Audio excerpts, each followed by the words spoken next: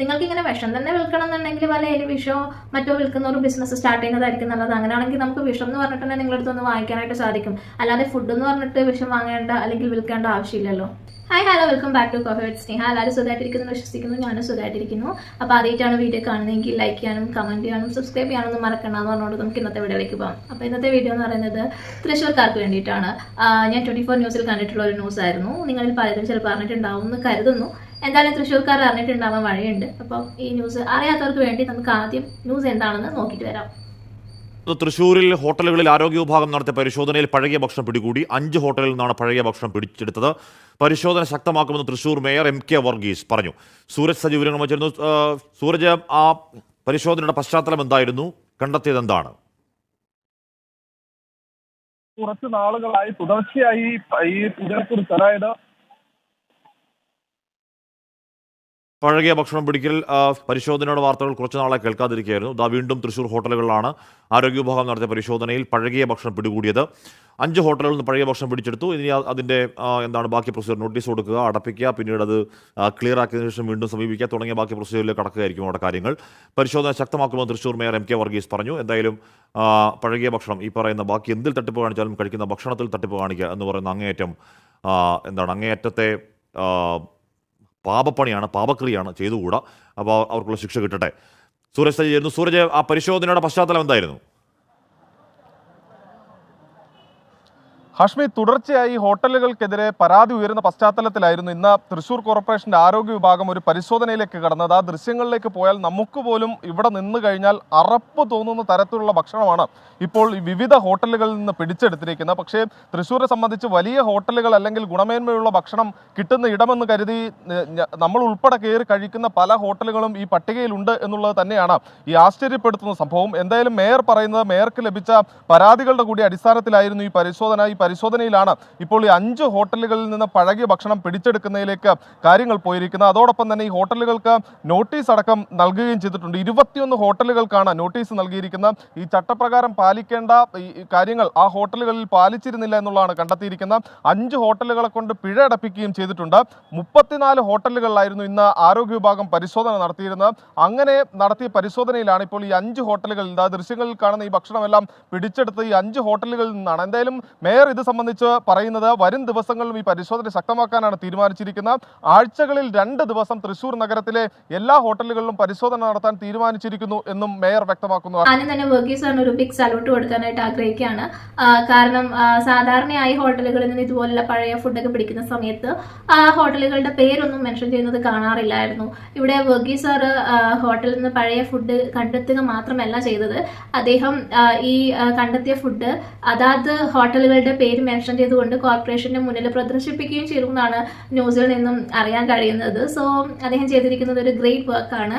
അപ്പോൾ നിങ്ങൾ ആരെങ്കിലുമൊക്കെ കോർപ്പറേഷന്റെ മുന്നിലൂടെ പോവുകയാണെങ്കിൽ ബുഫേ ആണെന്ന് കരുതി ആരും ആ ഫുഡൊന്നും എടുത്ത് കഴിച്ചേക്കരുത്.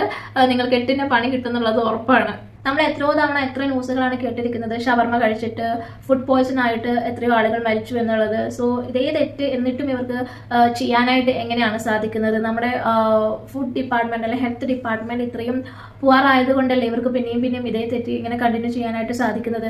അതർ കൺട്രീസിലുള്ളതുപോലത്തെ സ്ട്രിക്റ്റ് ലോ ഉണ്ടായിരുന്നെങ്കിൽ ഇവർക്ക് ഇങ്ങനെ ചെയ്യാനുള്ള ധൈര്യം ഉണ്ടാവുമായിരുന്നു. ആണെങ്കിലും വർഗീസ് സാർ ചെയ്തിരിക്കുന്നത് ഭയങ്കര ഗ്രേറ്റ് ആയിട്ടുള്ള വർക്ക് തന്നെയാണ്. Arabian treat Punkunnam, Navya restaurant, കിൻസ് ഹോട്ടൽ, വെസ്റ്റ് ഫോർട്ട്, ബേലീഫ്, രാമവർമ്മ, നാഷണൽ സ്റ്റോർ, കൊക്കാല എന്നിവർക്കാണ് ഇത്തവണ ട്രോഫി ലഭിച്ചിരിക്കുന്നത്. ഇവർക്ക് വെറുതെ ഒരു ഫൈൻ മാത്രം കൊടുത്താൽ പോരാന്നാണ് ഞാൻ ആഗ്രഹിക്കുന്നത്. എൻ്റെ ഒരു അഭിപ്രായത്തിൽ ഇവർക്ക് ഫൈൻ കൊടുക്കണം, ഇംപ്രിസൺമെന്റ് കൊടുക്കണം. അതുപോലെ തന്നെ ഇവന്റെ ഫാമിലി മെമ്പേഴ്സ് ഉണ്ടല്ലോ, പാരന്റ്സ്, മക്കള്, വൈഫ്, ഇവരെ കൊണ്ട് ഈ പഴകിയ ഫുഡ് കഴിപ്പിക്കണം. ഇവരുടെ ഒന്നും ഹോട്ടലിൽ നിന്നും ഇവരുടെ വീട്ടിലുള്ള ഒരാളും പച്ചവെള്ളം പോലും കുടിക്കുമെന്ന് എനിക്ക് തോന്നുന്നില്ല. ഇപ്പൊ നമ്മളൊക്കെ നമ്മളെ ഫാമിലിനെ കൊണ്ടുപോയി ക്യാഷ് കൊടുത്തിട്ടാണ് ഇവന്റെയൊക്കെ ഫുഡ് കഴിക്കുന്നത്. അപ്പൊ ഇവന്റെ വീട്ടിലുള്ള ആളുകളും ഇവൻ കൊടുക്കുന്ന ഫുഡിന്റെ നിലവാരം അറിയണ്ടേ? ഈ പറഞ്ഞിരിക്കുന്ന എല്ലാ റെസ്റ്റോറൻറ്റ്സും തൃശ്ശൂരിലെ ഫേമസ് ആയിട്ടുള്ള റെസ്റ്റോറൻറ്റ്സ് തന്നെയാണ്. സോ ഇവരുടെ ഇൻസ്റ്റഗ്രാം റീൽസ് ഒക്കെ നിങ്ങൾ കാണേണ്ടത് തന്നെയാണ്. ഇവരുടെ ഇൻസ്റ്റഗ്രാം റീൽസ് കാണാത്തവർ ഒന്ന് പോയി കണ്ടു നോക്കണം. പിന്നെ ഈ റീൽസ് കണ്ടിട്ട് നിങ്ങൾ പോയി അവിടെ നിന്ന് ഫുഡ് കഴിക്കുകയാണെങ്കിൽ ഈ റീൽസിലുള്ള ഫുഡ് വേണമെന്ന് നിങ്ങൾ ഒരിക്കലും പറയാൻ പാടില്ല. കാരണം അങ്ങനെ പറഞ്ഞു കഴിഞ്ഞാൽ നിങ്ങൾക്ക് അതേ ഫുഡ് തന്നെ കിട്ടാനുള്ള ചാൻസ് ഉണ്ട്. കാരണം 2-3 മാസം മുമ്പ് പഴകിയ ഫുഡ് അവരവിടെ സൂക്ഷിച്ച് വെക്കുന്നുണ്ടല്ലോ. സോ ആ സെയിം ഫുഡ് തന്നെ ആയിരിക്കും നിങ്ങൾക്ക് കിട്ടുക. അതുകൊണ്ട് തന്നെ റീൽസ് കണ്ടിട്ട് അതേ ഫുഡ് ചോദിച്ചു പോകാതിരിക്കുന്നതായിരിക്കും നിങ്ങളുടെ ആരോഗ്യത്തിന് നല്ലത്.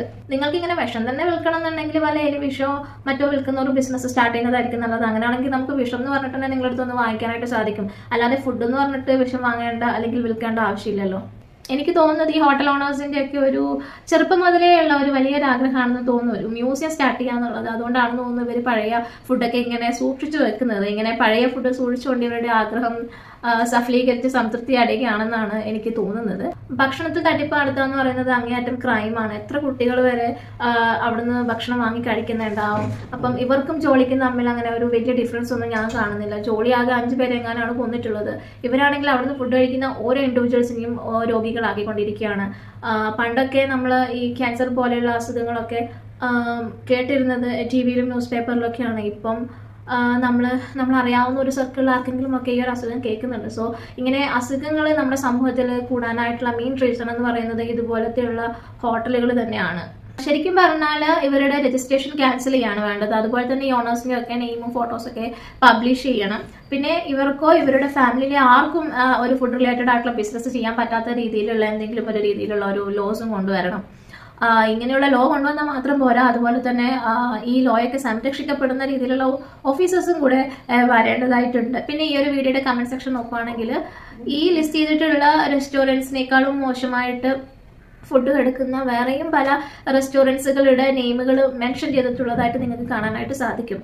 അവരുടെ പേര് ഈ ഒരു ലിസ്റ്റിൽ വരാത്തതിന്റെ റീസൺ ഈ കമന്റ് സെക്ഷനിലൂടെ എഴുതിയിട്ടുള്ള ആളുകൾ പറയുന്നത് ഈ റെസ്റ്റോറൻറ്റ്സിന് നമ്മുടെ ഹെൽത്ത് ഇൻസ്പെക്ടേഴ്സ് ആയിട്ടും അതുപോലെ തന്നെ രാഷ്ട്രീയക്കാരൊക്കെ ആയിട്ട് നല്ല ബന്ധമുള്ളത് കൊണ്ടാണ് ഇവരുടെ ഒന്നും പേര് ഇതിൽ ഇൻക്ലൂഡ് ആവാത്തതെന്നാണ് ഈ കമന്റിലൂടെ ആളുകൾ പറയുന്നത്. സോ ഇതുപോലെയുള്ള കറപ്റ്റഡ് ആയിട്ടുള്ള ഓഫീസേഴ്സ് ഇല്ലെങ്കിൽ മാത്രമേ നമുക്ക് നല്ലൊരു ഫുഡ് വിശ്വസിച്ചിട്ട് ഹോട്ടലുകളിൽ നിന്ന് ഇനി കഴിക്കാനായിട്ട് സാധിക്കുള്ളൂ. ഇവരെന്തായാലും ഇവരുടെ റെസ്റ്റോറൻറ്റ് റീഓപ്പൺ ചെയ്യാതിരിക്കത്തില്ല. അപ്പോൾ റീഓപ്പൺ ചെയ്ത് ഒരു 1 വീക്കിനുള്ളിൽ പോവാണെങ്കിൽ നിങ്ങൾക്ക് നല്ലൊരു ഫുഡ് ലഭിക്കും. 1 വീക്ക് കഴിഞ്ഞിട്ടാണ് നിങ്ങൾ പോകുന്നതെങ്കിൽ പഴയ അവസ്ഥ തന്നെ ആയിരിക്കാനാണ് സാധ്യത കൂടുതൽ. So government of India food safety ensure ചെയ്യുന്നതിനായിട്ട് പീരിയോഡിക് ചെക്കിങ്ങും അതുപോലെ തന്നെ സ്ട്രിക്റ്റ് ആയിട്ടുള്ള ഒരു ലോയും കൊണ്ടുവരേണ്ടതായിട്ടുണ്ട്. സ്കെഡ്യൂൾ ആൻഡ് അൺസ്കെഡ്യൂൾ ആയിട്ടുള്ള ചെക്കിംഗ് ആയിരിക്കണം ഉണ്ടാവേണ്ടത്. സോ എന്നാൽ മാത്രമേ നമുക്ക് ഇത്തരത്തിലുള്ള ഹോട്ടലുകൾ കണ്ടെത്താനായിട്ട് സാധിക്കുകയുള്ളൂ. എന്തായാലും സ്ട്രിക്റ്റ് ലോയും അത് സംരക്ഷിക്കാനുള്ള നല്ല ഓഫീസേഴ്സും ഉണ്ടാവട്ടെ എന്ന് ആഗ്രഹിച്ചുകൊണ്ട് നമുക്ക് അടുത്ത വീഡിയോ ആയിട്ട് വീണ്ടും കാണാം. അതുവരേക്കും ബൈ ബൈ.